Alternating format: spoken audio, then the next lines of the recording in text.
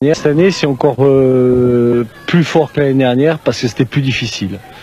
Il y avait quand même justement les 5 nouvelles voitures, nouvelle génération, les kit cars, comme on les appelle, qui étaient très difficiles à battre. On a vu au Tour de Corse, au championnat du monde, qu'ils étaient mélangés avec les voitures de championnat du monde 4 roues motrices. Donc on n'avait pas d'erreur à faire. On était la seule voiture. C'est peut-être ça qui a fait notre force. J'étais accompagné de Jean-Marc Andrier, très bon copilote, meilleur copilote en France pour l'instant, et surtout beaucoup d'expérience. Et ça nous a fait notre plus à nous par rapport aux autres. C'est pourtant dans le drame et la tristesse que ce championnat avait débuté. Le samedi 1er décembre, Thierry Renault, le coéquipier de Philippe Bugalski, trouve la mort dans la sortie de route de la Clio numéro 22.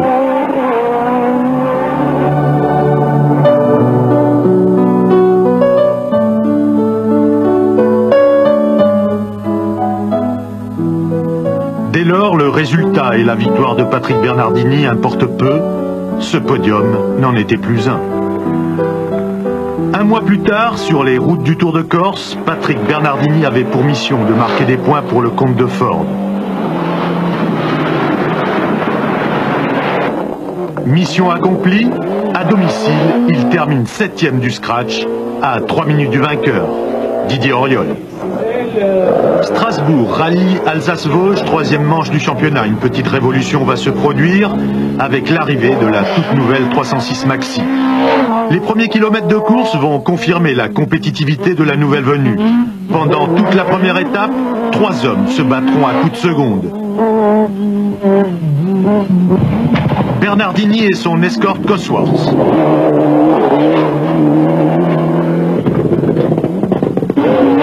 Bugalski et sa Clio Maxi.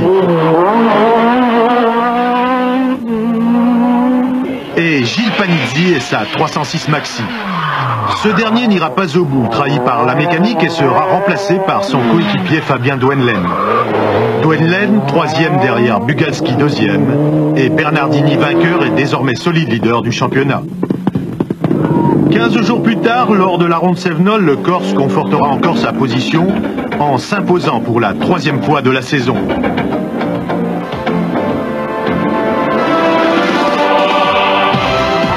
Le duel pour la 2e place, en revanche, restera comme un des plus beaux de l'année. Face à face, 2 hommes que tout oppose, 2 constructeurs en quête d'une suprématie nationale.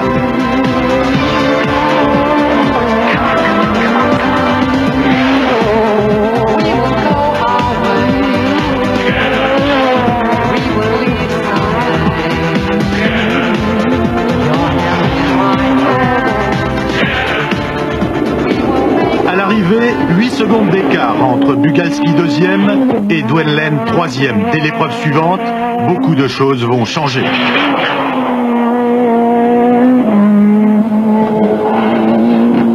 Deuxième épreuve chronométrée du rallye du Rouergue. Bernardini abandonne, différentiel cassé, et laisse 4 hommes s'expliquer pour la victoire. Les chiffres traduisent l'intensité du combat. 7 temps scratch pour Serge Jordan, qui débute dans le championnat au volant de la Clio Maxi. 5 pour Fabien Duenlen. 4 pour Philippe Bugalski et Gilles Panizzi.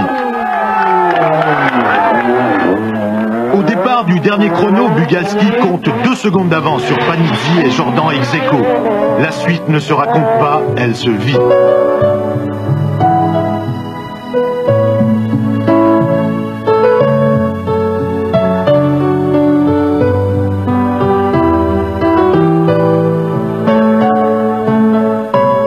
Il y a très longtemps qu'on n'a pas vu un rallye se terminer 3 voitures à 3 secondes d'intervalle. Donc c'était une pression tout le long. Moi j'étais pas très bien ce matin, après j'étais un peu mieux dans la journée. Mais j'ai surtout gagné ma course je pense hier dans des conditions extrêmes. L'été qui s'achève au rallye du Mont-Blanc va confirmer les tendances observées au Rouergue. La mauvaise passe de Bernardini tout d'abord. Grosse sortie de route dans le 2e chrono. Pilote et coéquipier sont indemnes. Confirmation aussi du fait que Clio et 306 se battent désormais à armes égales. Philippe Bugalski remporte sa deuxième victoire consécutive. Gilles Panizzi est deuxième à 10 secondes. Changement de leader dans le championnat, 11 points. Sépare le deuxième Bernardini du nouveau leader, Bugalski.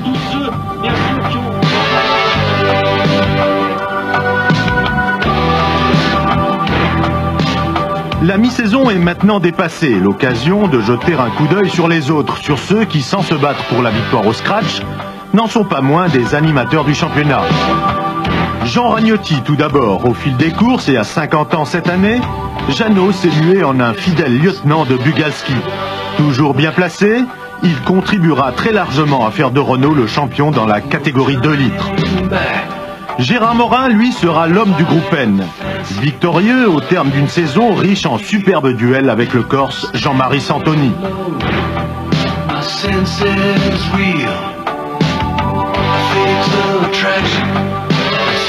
Et puis, les filles, elles étaient deux. Marie-Cécile Oudry sera sacrée championne de France, terminant même à la 5e place du championnat de litres.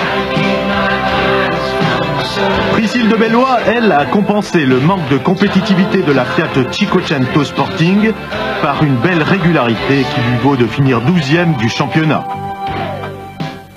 Rallye du Limousin, 7e manche du championnat, Serge Jordan réalise tous les temps scratch du début d'épreuve. Malheureusement, il abandonnera dans le 7e chrono, laissant encore une fois s'expliquer une 306 Maxi, celle de Duenlen, et une Clio, celle de Philippe Bugalski. Bugalski, vainqueur du rallye du Limousin avec 12 secondes d'avance sur Duenlen. Bernardini n'étant que 3e, Bug renforce sa position de leader au championnat.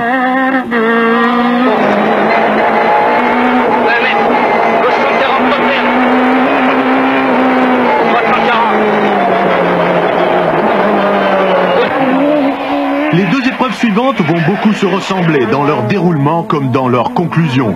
Au rallye du Touquet, c'est Duenlen qui domine d'entrée en signant 6 des 12 premiers temps scratch.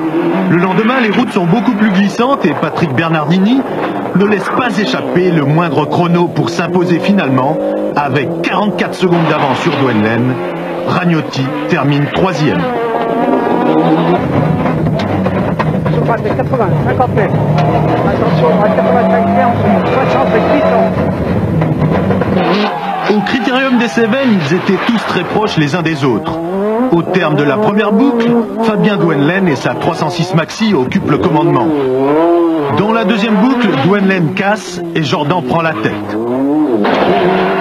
Dans la troisième enfin, sur des routes très piégeuses, Bernardini met tout le monde d'accord et redevient le leader du championnat avec 4 points d'avance.